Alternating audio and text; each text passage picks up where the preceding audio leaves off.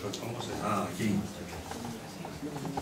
Bueno, pues el librito de la Semana Santa, como sabéis, fue dentro de los 3 primeros que editó la editorial la Etoli. Y digo de los 3 primeros porque salieron los 3 a la vez, no era ni más ni menos. Y quizás fue difícil hacerlo sencillamente porque al ser los primeros todavía no había experiencia de cómo iba la cosa, y la editorial tampoco tenía muy claro lo que iba a funcionar, lo que no iba a funcionar, cuántos ejemplares iban a vender y tal. Yo lo que intenté hacer fue simplemente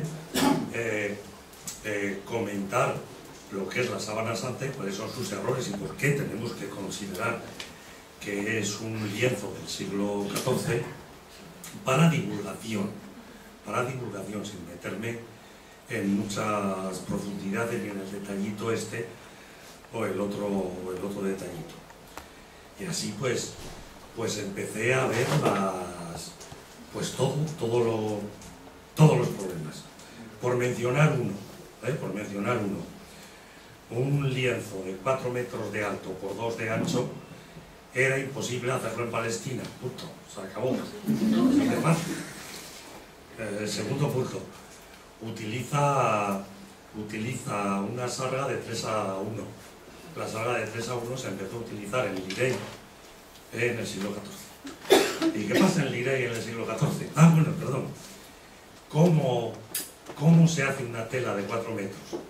Bueno, pues hasta entonces lo que se hacía es un telar vertical. Un telar vertical. Con un telar vertical tienes una altura máxima, 2 metros. Para hacer una sábana de 4 metros lo que se hace es un telar horizontal. Vaya idiote de lo ocurra a cualquiera, ¿no? Salvo que el primer horizontal de la historia se da en Lirey, donde aparece la Sábana Santa de Lirey. Curiosidad, ¿verdad? Bueno, y después, como capítulo final, pues simplemente lo que hago es coger el artículo de Nature, donde salí, bueno, los 2 artículos, son más de uno, donde demuestra que la Sábana Santa por el procedimiento del carbono 14 da que es de 1350 más o menos 25 años, decir cómo se ha hecho y atacar a las críticas que le habían hecho. No, es que el carbono 14 no funciona porque está muy contaminada.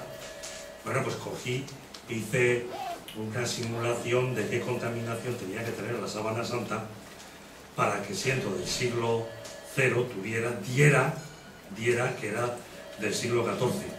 Me salía que tenía que tener 3 centímetros de grosor de mierda. Pero, hombre, sucia está, pero tanto.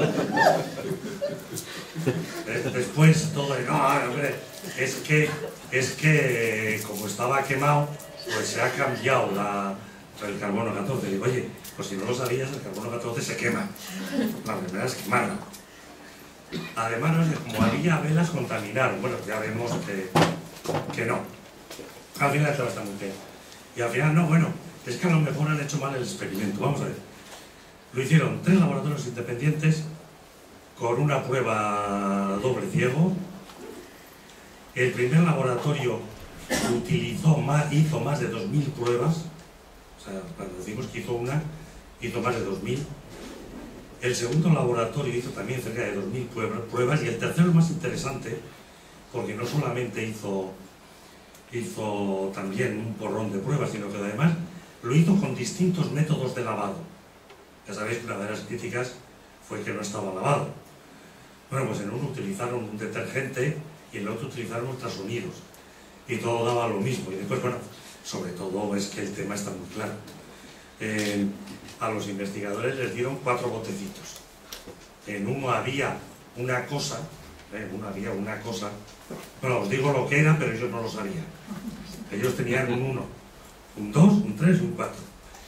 En el primero estaba unos hilitos de una momia de la época de Cleopatra. En el segundo había unos hilitos de la capa de Felipe d'Anjou, del siglo que sea. Y después había otra que no me acuerdo. Un trocito de un paño palestino árabe del siglo XII. y después estaba la sábana santa. Bueno, y cogieron, y todos los laboratorios, en todas sus pruebas y con todos sus sistemas de lavado, dijeron: hay un lienzo del siglo I, hay 2 lienzos del siglo XIV y hay uno árabe del siglo XII. A ver, ¿de qué época era la sábana santa? Bueno, las críticas a lo de la sábana santa es absurdo. Pero bueno, vamos a ver, ¿y esto en qué ha influido en la difusión del pensamiento crítico? Hombre, yo creo que los libros hoy por hoy, no sé cuánto durará, pero me temo que poco, pero los libros hoy por hoy todavía tienen una difusión, tienen secciones, los periódicos tienen secciones de libros, los radios y las televisiones pues tienen secciones de libros. Entonces pues salieron los 3 libros de la colección Laetoli, los 3 primeros, estuvieron como algunos de los más interesantes de divulgación científica dentro de la Feria del Libro. Como consecuencia de eso salió en El País, El Mundo creo que fue que le salió también el mejor libro, los tres mejores libros de divulgación científica que se habían escrito en la época, y como consecuencia los 3 los empezaron a llamar a radios y televisiones, y realmente creo que se conoció muchísimo a ARP, la Sociedad para el Avance del Pensamiento Crítico, gracias a la aparición de estos 3 libros. Es decir, que yo creo que sí que ha sido absolutamente decisivo,